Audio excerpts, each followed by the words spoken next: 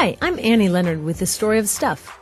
Welcome to a very special episode of The Good Stuff, where we talk to people who are working on solutions to the take-make-waste system that's trashing the planet and threatening our health.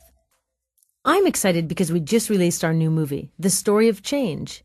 It's all about how individual consumer choices, such as recycling, changing our light bulbs, or boycotting unethical companies, are good things to do, but rarely lead to the kind of deep, lasting change we need to protect the environment and build a more just society. For that, we've got to stop relying on our consumer muscles and start flexing our citizen muscles, coming together with our friends and neighbors to take action. If you haven't seen the movie yet, be sure to check it out at storyofchange.org. And at the end of the film, take our fun interactive quiz to help identify what kind of changemaker you are. Which brings us to today's show. I've invited some of the most amazing people I know, changemakers who have inspired me and countless others to share their thoughts with us. Last time they talked about the difference between being a consumer, defined by the things we buy and use, and being a citizen, defined, as Eric Liu said, by how we show up in the world. Today they're going to talk about how we take that step beyond ethical consumption to engaged citizenship. Instead of just being the change we want to see in the world, making the change we want to see. We're in for some fascinating conversations.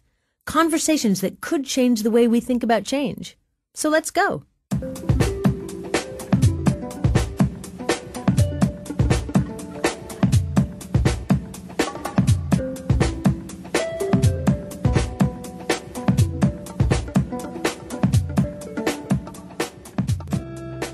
I want you to meet some amazing folks whose thoughts, actions, and lives have profoundly influenced me over the years.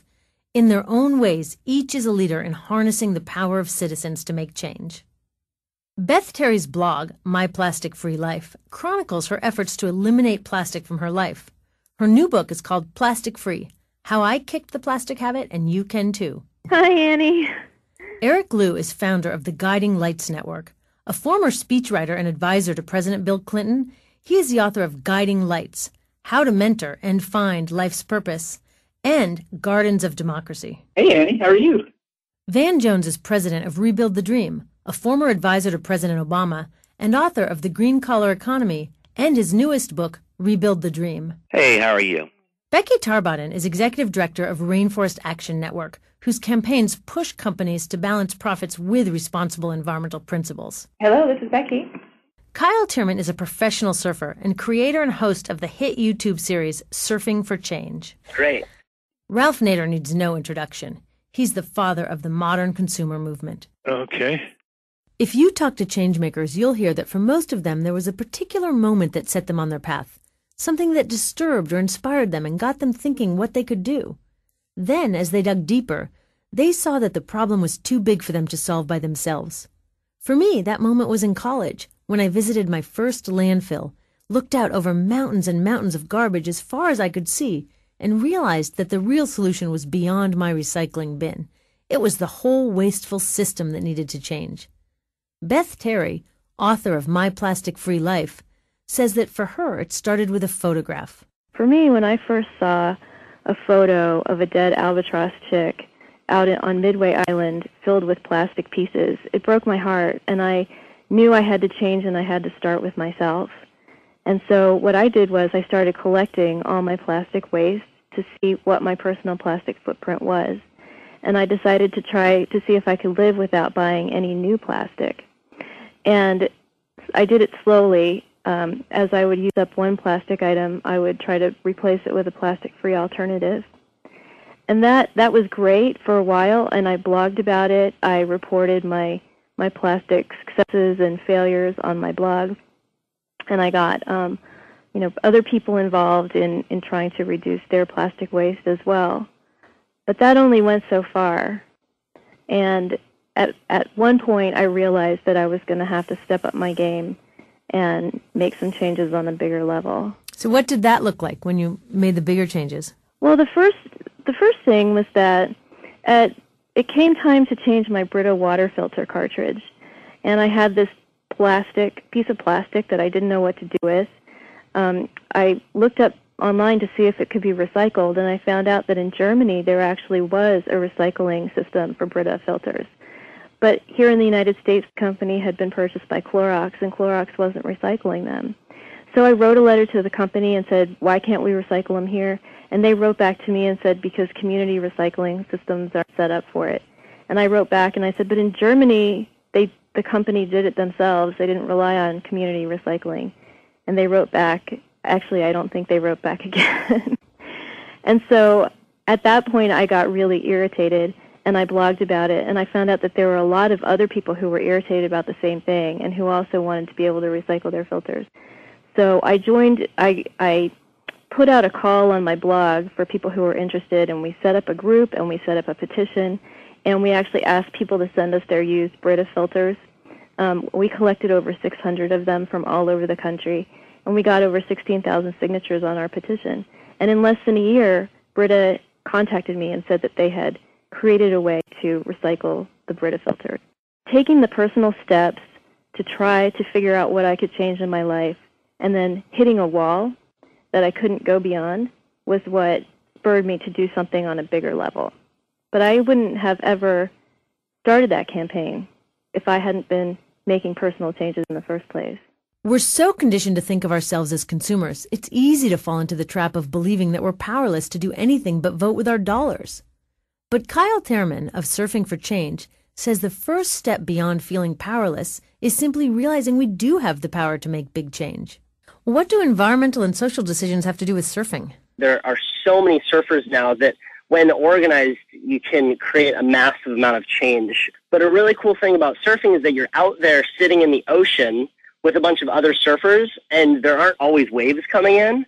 So the rest of the time, you're just sitting there talking.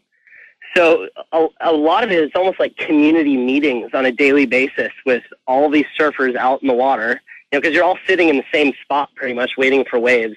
So it's really interesting to see the kind of conversations that come up. And sometimes there's some really cool conversations that come up that will create change both in our communities and around the world.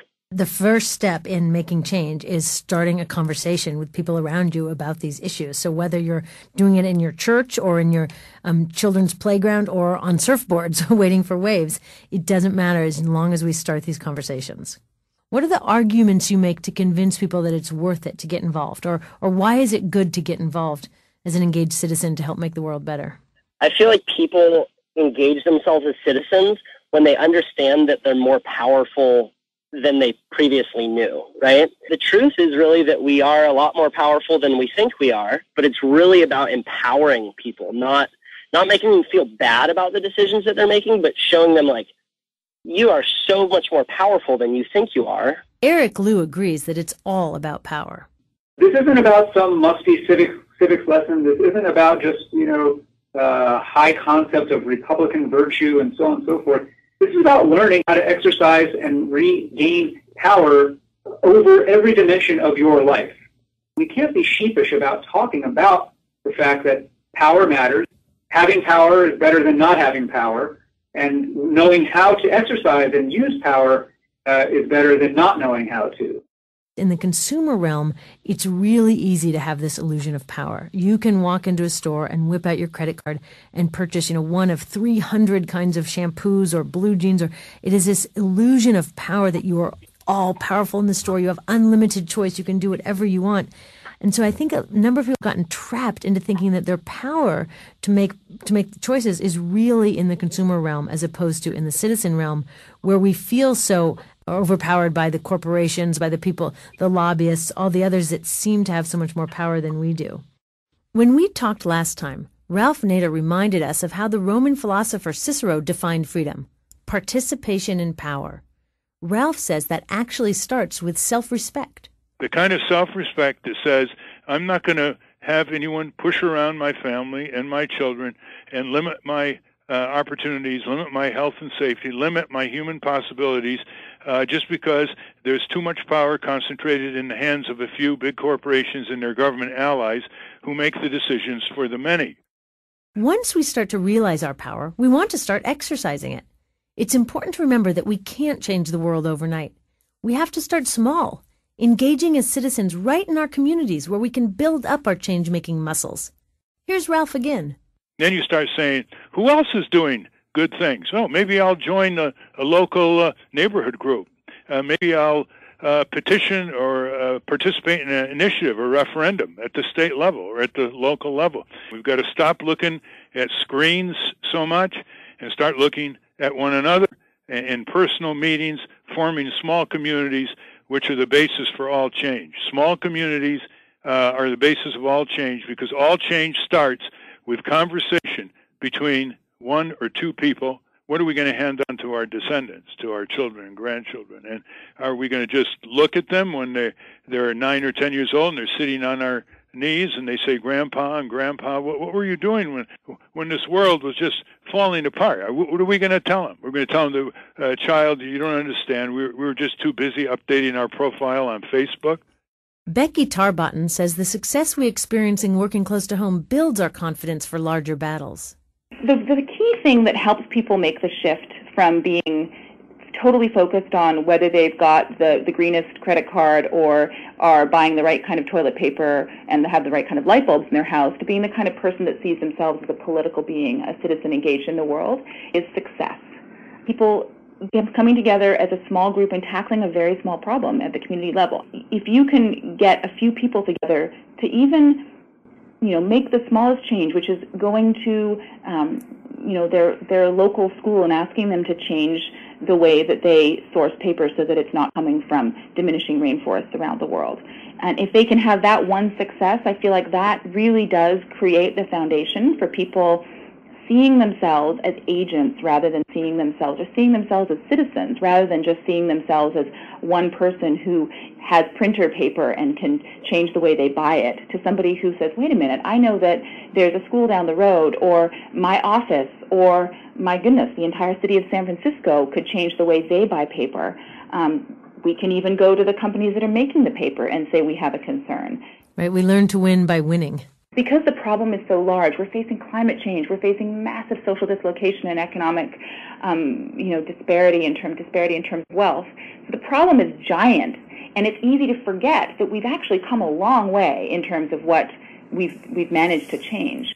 Moving from local action to changing the whole country or the whole world is a big challenge, but Van Jones reminds us that we've done it before. Coming out of the catastrophe of the Great Depression, people worked together, mostly through government. We pooled our resources, we invested in infrastructure, we educated a whole generation of Americans. We did it together. We worked through every available means. We used culture to make positive change, music, song, poetry. We used boycotts. People began to boycott those companies that were discriminating. We used labor strikes. People began to put pressure on companies to act better. We used the ballot box. We used a whole array of tools to create what is now called the American century.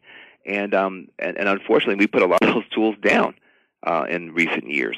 And we sometimes think the only tool that we have is to buy a slightly more green version of something that we don't need, as opposed to the full participation that's available to us. The idea that we can somehow now should do less. When they did all that, they didn't have cell phones, they didn't have the internet, they didn't have Twitter, they didn't have Facebook, they didn't have Google, they didn't have any of these ways to share information, to empower each other, to make a positive difference. That we should do less, I think, doesn't make sense. The times are calling on us to do more.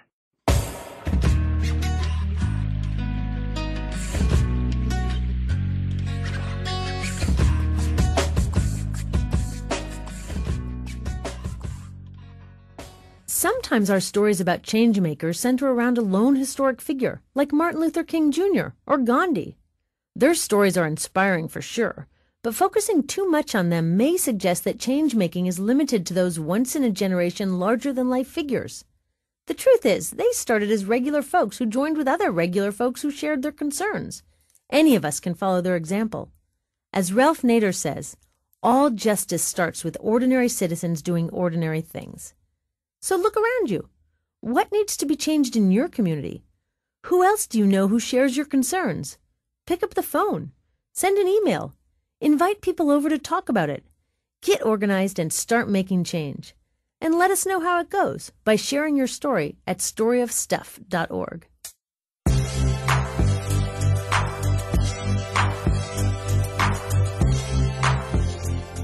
That's it for this episode of The Good Stuff. Our show comes to you from the studios of Youth Radio in Oakland, California. Our engineer is James Rowlands. Post-production by Brandon McFarland. The Good Stuff is produced by Bill Walker. We'll have another show online in a few weeks. If you like this podcast, please share it with your friends. Find us on Facebook and storyofstuff.org, and keep working on the good stuff in your own community. Thanks for being part of the solution.